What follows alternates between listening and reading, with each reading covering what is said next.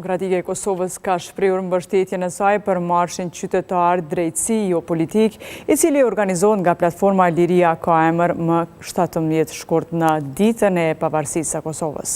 Përmes një postimi në Facebook bëhet e ditur se kjo parti ka nisur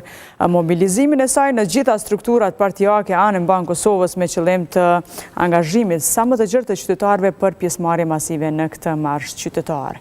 Sipas kësaj partie, ky marsh është thirrje e lidhshme dhe paqësore për drejtësi të paanshme në mbrojtje të luftës shkrimtare të Kosovës dhe të luftëtarëve të lirisë Hashim Thaçit, Kadri Veselit, Jakub Krasniqit, Recep Selimit dhe bashkëluftëtarëve të tyre të cilët po përballen me procese gjyqësore në Hag. Në këtë periudhë kur procesi ka hyrë në fazën përmbyllëse, PDK kërkon drejtësi të plotë, të barabartë dhe larg çdo ndikimi politik.